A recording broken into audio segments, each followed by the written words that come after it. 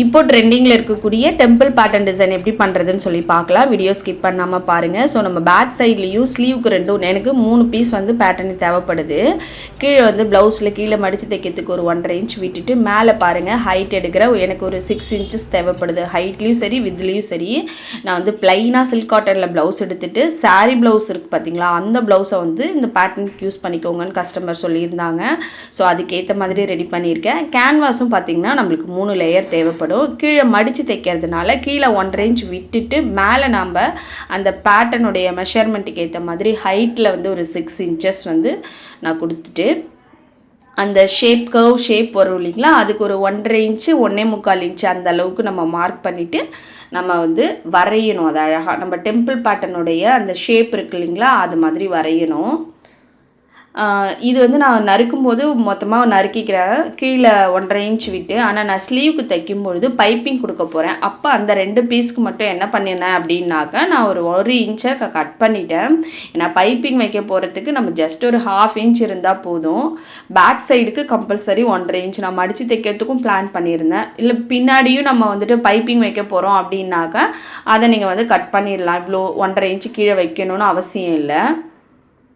So இந்த மாதிரி நம்ம வந்து மடித்து எடுத்ததுக்கப்புறம் இந்த நம்ம பேட்ச் பண்ண போகிற கிளாத் வந்து பேட்டர்ன் பார்த்திங்கன்னா செக்குடு பேட்டர்னாக இருக்குது. அதை நேராக வச்சு நம்ம வந்து அயன் பண்ணாமல் க்ராஸில் அந்த பேட்டர்னை போடும்பொழுது எப்போவுமே செக்குடு வந்து விசிபிளாக பார்க்கும்பொழுது உங்களுக்கு ஒரு பியூட்டிஃபுல்லான ஒரு லுக் இருக்கும். க்ராஸில் போடும்போது ஒரு செக்குடைய கார்னரில் அந்த அயனிங் அந்த டெம்பிளுடைய ஷார்ப்னஸ் வந்து வச்சு நம்ம அயன் பண்ணோம்னா இன்னும் நல்லா பியூட்டிஃபுல்லாக இருக்கும். அதாவது ஒரு டிசிப்ளினாக தெரியும் அதனுடைய பேட்டர்னே டிசைனே.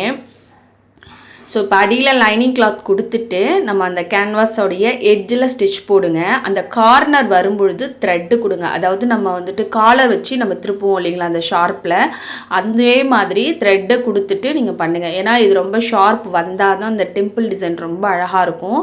ஸோ அப்போ நீங்கள் வந்துட்டு த்ரெட்டு கொடுத்து அதை எடுக்கும் பொழுது அந்த ஷார்ப்னஸ் வந்து மாறாமல் அப்படியே வரும்.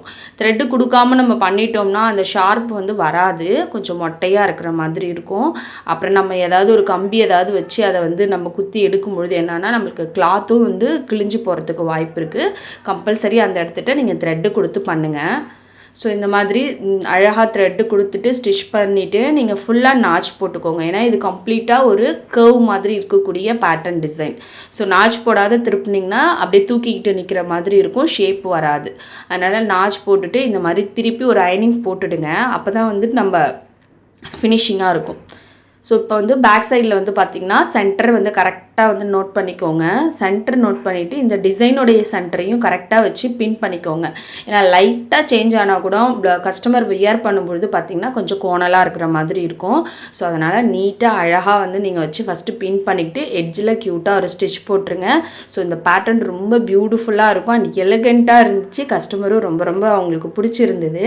ஸோ இதே மாதிரி நீங்களும் ட்ரை பண்ணுங்கள். எப்படி வந்துச்சுன்னு சொல்லிவிட்டு எனக்கு கமெண்ட் பண்ணுங்கள். இந்த வீடியோவில் ஏதாவது டவுட் இருக்குதுன்னு சொன்னாலும் எனக்கு கமெண்ட் பாக்ஸில் கேளுங்க. நான் கண்டிப்பாக ஒரு வீடியோவில் உங்களுக்கு ரிப்ளை கொடுத்துட்றேன்.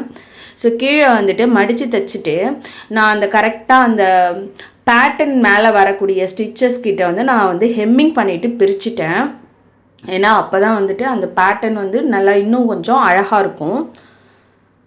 ஸோ இந்த வீடியோ எப்படி இருக்குன்னு சொல்லிவிட்டு உங்களுடைய கருத்தை கண்டிப்பாக பதிவு பண்ணுங்கள். பிடிச்சிருந்துன்னா லைக் பண்ணுங்கள். இது வரைக்கும் நம்ம சேனலில் நீங்கள் சப்ஸ்கிரைப் பண்ணாமல் பார்த்துட்ருக்கிறீங்கன்னா கண்டிப்பாக சப்ஸ்கிரைப் பண்ணிவிடுங்க.